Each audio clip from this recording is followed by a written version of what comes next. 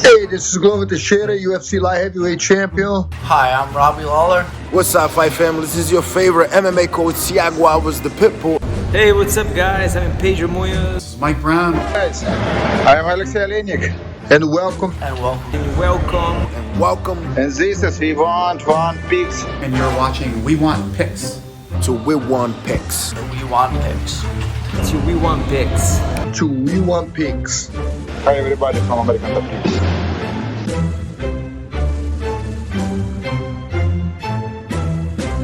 My name's Angelo, and welcome to We Want Picks. I'm going to break down the entire UFC Vegas 54 fight card. I'm going to give you my picks. I'm going to give you my predictions, and I'm going to give you my bets. It is not the biggest fight card. We only have 11 fights, but I'm going to break down every single one of them for you. And if you want 50 free bucks, $50 for free, go to wewantpicks.com/bets. Sign up with any one of our 6 betting partners, make a deposit, and we send you $50 as a thank you. And I emphasized 6 because we just added a new partner, Match Bets. Match Bets is peer-to-peer betting. So instead of you versus the sports book, it's you versus another person like you. You get much better odds that way because the book doesn't have to worry about covering losses. They're just taking a small piece off the top. WeWantPicks.com/bets. Sign up with any of them, make a deposit, and we send you $50 as a thank you. And this is brought to you by EarnU.io. EarnU is the world's first sports and esports prediction game, allowing you to earn crypto risk-free. Check it out now at EarnU.io. It is a perfect marriage between crypto and sports betting, and there is literally zero risk. And opening up the UFC Vegas 54 fight card, we have a rebooked fight. Tatsuro Taira is taking on Candelario, and this was supposed to happen at UFC Vegas 53 2 weeks ago. But on fight day, Carlos had some undisclosed medical issue. The fight was canceled. We are now rebooked, and we're running it back. You know, honestly, the cancellation of the fight might play a factor in this because I don't know why the fight was canceled. I don't know what his medical issue was. We just saw Donald Cerrone last night at UFC 274. That fight was canceled, but he was vomiting. He had food poisoning. Something like that. 2 weeks later, no problem. You're free and clear. Really bad weight cut issues? Maybe not, and I just don't know what the problem was. But anyway, we have Tatsuro Taira taking on Carlos Candelario. Tatsuro Taira, he's a big prospect. People have been talking about him for a while now. He's the #1 ranked flyweight in Japan. And like a lot of the fighters coming out of that region, he's really young. He is only 22 years old, but he does have 10 fights with 9 finishes. If you had to put him in a category, you'd probably call him a grappler, but he's also a patient striker with legit power in his hands. He has a handful of submissions that were set up from the strikes on his feet, and then he just used his incredible speed to just snatch up a submission from there when it hit the ground. He does not have the best takedowns, but he will stick with them and continue to work on them until he drags you to the ground. Carlos Candelario is a Northeast guy that's been coming up for a while. He's coming off a loss on the Contender Series, but he was an incredibly fun fight, and he was able to work a UFC contract out of it anyway. And correct me if I'm wrong, because you guys love doing that shit, but I do think he was the first person to get a contract in a loss on the Contender Series. Style-wise, he's pretty good everywhere. He's got very good hands. He has Golden Glove experience. He's got solid BJJ with competition experience there as well. And up until his split decision loss on the Contender Series, he was undefeated, but there is a 4-year gap of competition there. And he had some injuries and just some life stuff that prevented him from fighting for a few years. And anytime we get an undefeated Asian prospect, people always scream about padded records, level of competition, and things like that. But Taira is different. He does seem to have done it correctly. If you dig into his record, pretty much every fight was against an opponent who is tougher than the one before that, right? He has guys with 30 fights experience, and he almost everybody in those 10 wins has a positive record, and the competition got increasingly more difficult as it went on. And this is a really fun fight. I think Taira is the more technical fighter, but Carlos is definitely the tougher fighter. And I think Carlos has more ways to win. I think Taira can push a clean ground and pound game, though, and without getting sucked into a brawl, he can definitely take the decision. But if he lets Carlos make it ugly, like he did in both of his Contender Series fights, then I think we see Carlos squeak out a decision. Carlos is a dog.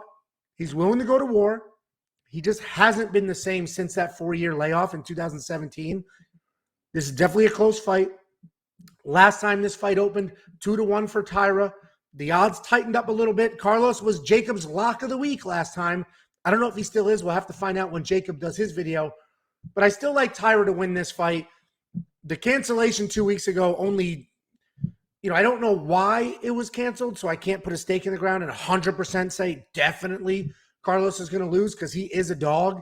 But that canceled, I was already on Taira. The canceled fight doesn't help Carlos's case at all. So Taira is still the pick here, and we'll see if we ride him to a victory on Saturday night. Then we've got the return of Michael Johnson, and he's taking on Alan Patrick. Michael Johnson's coming back after a year away from the cage in a loss to Clay Guida. And fun fact, Clay Guida was Jacob's first ever lock of the week win, and it was in that fight. He picked him over Michael Johnson. Michael Johnson's a very talented guy who has incredibly tough competition slate. And it's easy to look at his 13 losses and assume that he's just not very good. But let's take a closer look. His losses are to Beneil Dariush, Nate Diaz, Khabib, Justin Gaethje, Darren Elkin, Thiago Moises, Clay Guida. These are good quality losses that have held over time. Skill-wise, he's pretty good everywhere. He's a talented striker who doesn't have a ton of power, but he does have nice footwork. He's got a positive striking differential at around a half a strike, which is impressive considering his opponents and those losses. A typical path to victory against Michael Johnson would be to get him to the ground. He was taken down in all 4 of his UFC losses, in all but 4 of his UFC losses. Alan Patrick is a grappler who charges forward with giant punches to get takedowns. His striking is not pretty, but it is effective for what he's trying to do. He has 23 takedowns in 9 fights, and there are no secrets as to what he's looking to do. He has a negative striking differential, which is always alarming for grapplers because of how much time he spends on top, where he should not be getting hit at all. So that always tells me that in the striking exchanges on the feet, things are not going well for him, and he makes up some ground when they hit the ground. His last fight is a no contest to Mason Jones, but that was because of an eye poke, but he was on his way to losing that fight as well. This should be a pretty easy pick for Michael Johnson, right? He's the more well-rounded guy. He's fought the higher level of competition. He has more ways to win. The problem is that he does lose fights that he can't keep standing, and Allan averages more than 3 takedowns per fight. The other problem is that ever since the Blachowicz broke up, that was the gym that Michael Johnson was at when he really started to put it all together, and then Glenn Robinson, the owner, died. Michael Johnson has not really been able to put it together. He just hasn't been the same since that gym fell apart. He's at Sanford MMA now. Sanford MMA is sort of like the I don't know, all the people from Blachowicz came together and started Sanford MMA. But, with that being said, I do think there are levels to this. And not that Michael Johnson is top tier, number 1 contender level, but I do think he's a level above Alan Patrick. He is aging, though. He's had a little bit of trouble putting things together over the last few years. And Alan Patrick is older but has fewer miles on him. I do like Michael Johnson to win this fight. It is not the most confident pick that I have on this card, though. And that takes us to a battle of the grapplers, or wrestler versus grappler, however you want to phrase that. We've got Nick Maximov taking on Andre Petroski. Nick Maximov is a very solid BJJ guy who knows what he's good at, and he sticks to it. His striking is pretty raw, but his MMA takedowns continue to improve. He has college wrestling background, and he showed it off against Punahil Soriano in his last fight. Nick was getting outstruck in the first round, but then he went to that wrestling and really started to put together and took that win. Andre Petroski is also a very good wrestler with great takedowns. His stand-up is just okay, but it is loaded with power shots that are just there to set up the wrestling. He is absolutely a wrestler, and his wrestling is dominant, fast, and in your face. Andre has looked good in his last few fights, but we did watch him lose to Brian Battle on The Ultimate Fighter, and that was because he did not set up his takedowns well enough, and that could be a problem here as well. This is a tough fight to call because it's wrestler versus grappler. Maximov is a grappler that has wrestling takedowns. Petroski is a pure wrestler that has submission defense, and I think I trust Andre to go to his wrestling first, but I trust Nick to be more dangerous on the ground. When I saw this matchup, I was basically immediately stressed out because this is a tough pick. The odds love Maximov here at almost a 4-1 favorite. But I think that's very wide because Andre can definitely have success throwing those bombs, shooting his own takedowns. I am going to lean Maximov right now because they both have takedowns, but he has a very clear jiu-jitsu advantage. But, man, you wrestle a wrestler. And if Andre Petroski goes out there, just starts shooting takedowns, he can ride out a win on top. But I am going to stick with Maximov for now. I trust him. Let's see how this week progresses and see if that pick changes later in the week. Then we've got Rob Schneider taking on Angela Hill.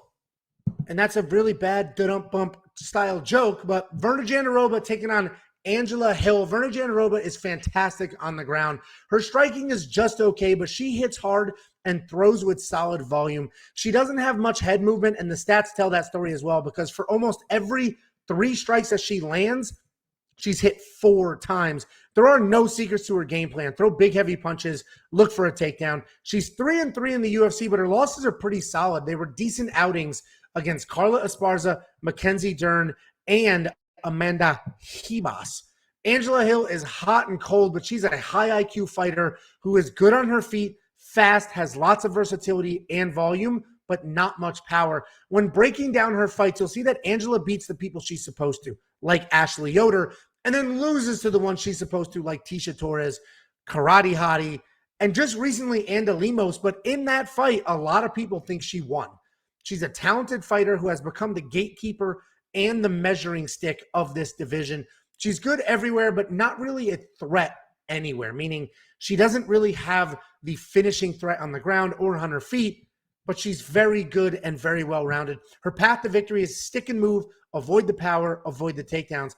And there's another fight where I think the odds are wide. Jandiroba sits as a pretty heavy favorite, and I totally understand that because she's the more dangerous fighter, but so was Amanda Lemos, and Angela Hill gave her a ton of trouble. Jandiroba needs big punches to set up her takedowns, and Angela Hill is not only fast and has that fast in-and-out striking, but she's got pretty good takedown defense at 78%. And this goes against everything I believe in, because I've been saying for years that Angela Hill is overrated, but I think Angela Hill wins this fight. Her fight IQ is really good. Her technical striking can keep her on the outside. Her takedown defense can keep this standing. So Angela Hill's the pick, but the bet to place here, at least for me, is a +3.5. If you don't know what that is, you buy a round on the judges' scorecard. So she'll get 3.5 points on the judges' scorecard. All Angela Hill needs to do in real life is win one single round. If she wins one round and it goes to a decision, I hit my bet, even if she loses the decision. So I'm going to place that bet as soon as that line drops. You're only going to get it at BetOnline. So go to WeWantPicks.com/bets. We have 6 betting partners. BetOnline is the one partner that offers that buy a round prop bet. If you hop in and you make a deposit, we will send you $50 as a thank you. And that takes us to Viviane Araujo versus Andrea Lee. Viviane Araujo is a grappler who is very comfortable striking as well. She has technical boxing and great low kicks, but she does get hit pretty often and has a negative striking differential. She's athletic, fast, and always looking for a finish both standing and on the ground, but conditioning can be an issue for her in the later rounds because of the pressure that she puts on in these fights. Andrea Lee has been on a comeback with 2 stoppage wins in a row after a 3-fight skid. But if you go back and look at that 3-fight skid, you'll see that they were close fights. And she honestly was just a few defended takedowns away from being 8-0 in the UFC. She's a dynamic striker who uses punches and kicks really well. She's incredibly tough and has improved grappling. She had 3 takedowns in her win over Shevchenko, but also had 3 against Roxanne Modafferi and 3 against JoJo Calderwood. The gap, however, is that her takedown defense can be trouble, and it can definitely give her some trouble in this fight. I think Andrea Lee is pretty solid here, and I like her in this fight. It's 2022, so everybody is a well-rounded fighter, but this is pretty close to a striker versus grappler matchup. And I do think Andrea's striking is good enough to stay away from the grappling range. She has 8 UFC fights, and she outstruck 7 of her opponents. Even in her losses, she's winning those striking exchanges, and she's hanging in the grappling, at least defensively on the ground. The Roxanne Modafferi loss is the only thing that scares me in this matchup. That's the one thing that does have me worried. But I think she's going to be well prepared, and Andrea Lee is my pick in this fight. So we'll see how this goes, but I trust her. I trust her more, and her hands look so good in all those matchups. And just look at this striking differential, almost 6-4, and that's very, very solid against Viviane Araujo, who is a negative striking differential. And then we have England's Jake Hadley taking on Allan Nascimento. Jake Hadley's a well-rounded guy. He's got solid boxing and timing on his feet with decent takedowns and aggressive BJJ in the ground. He's coming off a really nice win on the Contender Series, but it wasn't without controversy. There was weight issues, so he missed weight. Apparently, he was also very rude to the staff, and Dana was told not to sign him, but did it anyway. The reality is that Hadley's a very good fighter with titles in multiple regional promotions. He can strike, he can grapple, and he can stick to a high pace for a full 15 minutes. Allan Nascimento is a fun striker who likes to grapple as well. He doesn't have much to offer in the wrestling department, but he has no problem getting into a brawl, getting taken down, and then working sweeps and submissions from there. The problem is if he can't get those sweeps or create a scramble, he ends up on bottom the whole fight, just getting pounded on. That's exactly what happened against Tagir Ulanbekov in his last fight. He's got okay power in his hands, but a miserable 6% takedown accuracy and 16% takedown defense. And I think I've made it clear in the past that the Contender Series fade is just an annoying nonsense narrative that I just do not agree with. And this fight will put the nail in that coffin. I like Hadley to win here. He is only 8 fights into his career, but he has the composure of a veteran. He can hang on his feet, hang on the ground, and is overall the better fighter. Obviously, he needs to be careful with Nascimento's ground game, but the reality is that Allan Nascimento has zero control of where this fight goes. He can't get the takedowns. He can't stop the takedown. So he can't dictate what happens here. Jake Hadley will be the one who determines if he wants to strike or if he wants to grapple. So Jake Hadley is the pick, and goodbye to the Contender Series fade narrative. Then we have Davey Grant taking on Luis Smolka.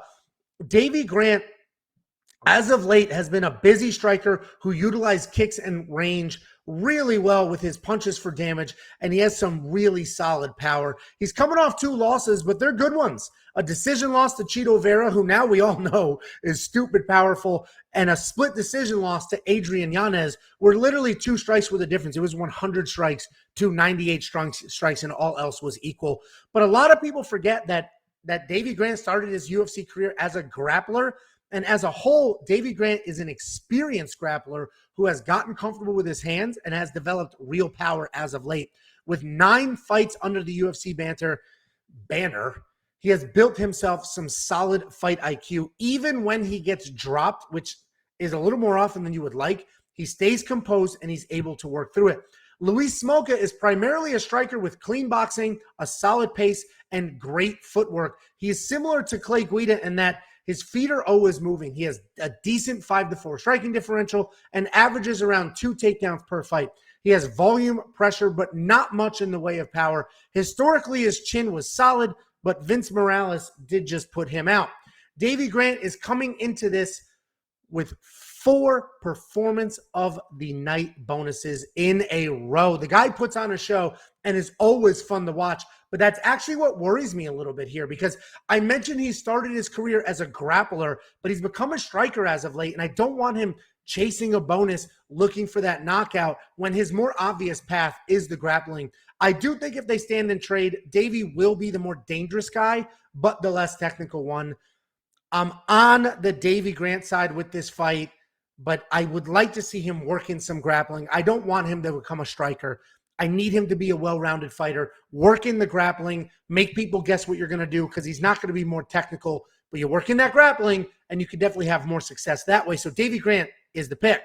Then we have the decision queen, Katlyn Chookagian, taking on Amanda Ribas. Katlyn Chookagian is a tough 1s and 2s fighter who works hard and stays very busy. She's an absolute master of the basics and pretty much out-decisions anyone who isn't a top 4 fighter. She's not a finisher, but she game plans really well. She'll strike with a grappler, grapple with a striker, and does a really good job making those adjustments inside of a fight. Her only 2 losses in the last 4 years have been to Jessica Andrade and Valentina Shevchenko. Her other wins All of those wins are decisions. Every single one is a decision where she had a clear striking advantage. She is a problem for the division because anytime the UFC builds up a prospect, Katlyn Chookagian manages to take them down, not literally take them down, just take them down off the pedestal the UFC has been building them up on. Amanda Ribas is a pretty complete fighter. She started her career as a grappler, but she's added striking and is now comfortable everywhere. Her striking stats are fantastic. She has a 5-2 striking differential. So for every 5 strikes she lands, she has only hit twice. To top that off, her takedown defense is a solid 86%. She famously handed Mackenzie Dern her first loss. She outstruck her more than 3-1 and even got her own takedowns without any concern of being submitted. And this is a tricky fight to pick because I think Amanda Ribas might actually be the more overall well-rounded fighter. I think she's the more complete fighter because her hands are very good and her BJJ is dangerous. She's very dangerous on the ground. And as far as stoppages are concerned, Amanda Ribas is definitely more live for a stoppage.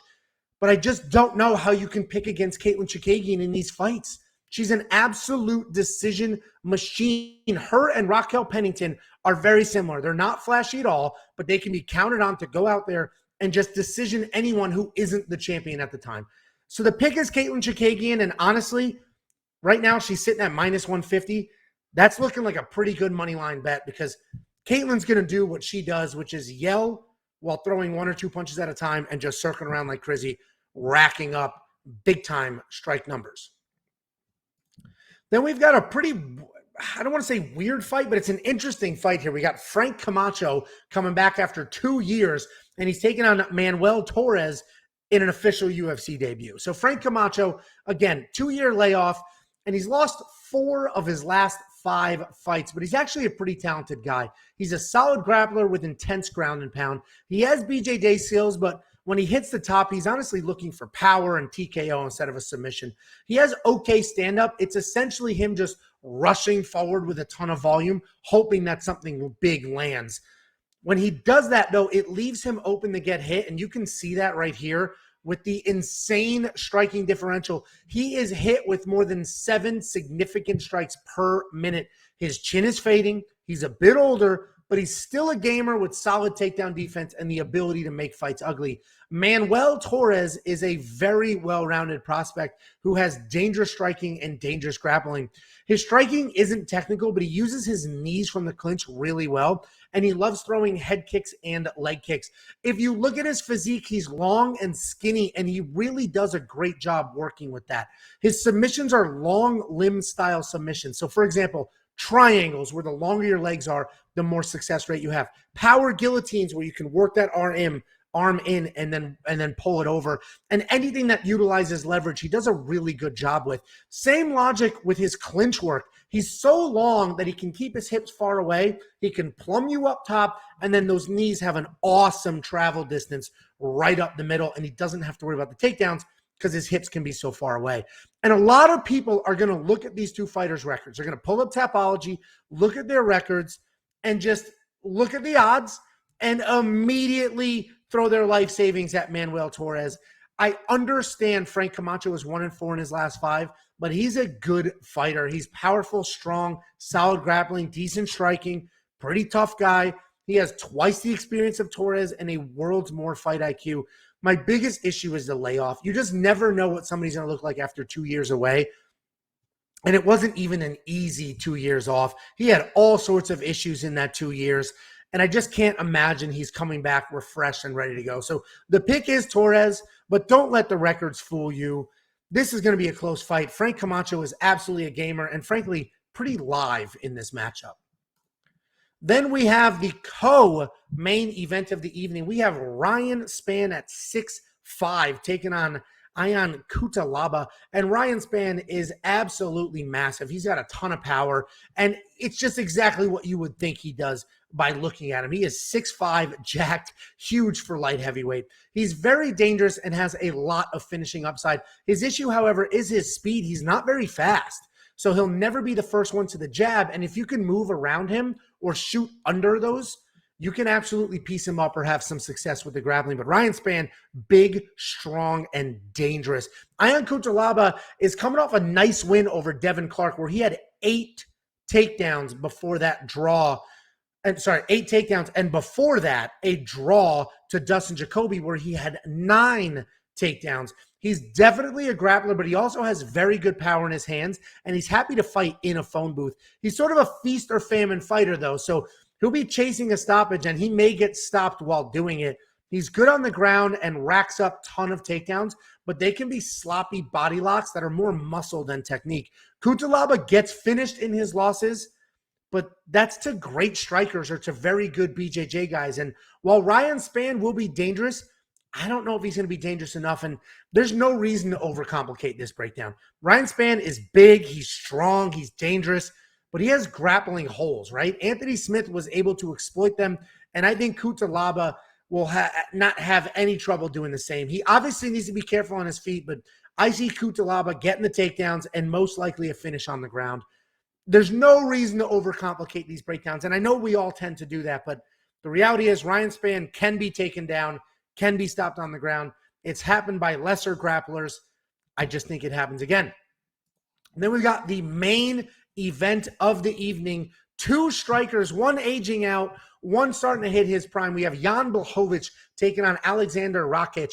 Jan Blachowicz is the former light heavyweight champion of the world who lost his belt to Glover Teixeira back in October. You will see that that was a submission loss, but don't forget that that was set up by a big punch by Glover. The punch rocked him. The submission finished it off.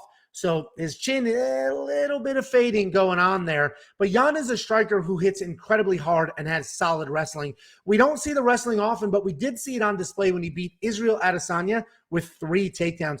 He's a well-rounded guy with a world of experience. He's 11-6 in the UFC with wins over Jared Cannonier, Jacare Souza, Luke Rockhold, and Izzy Adesanya.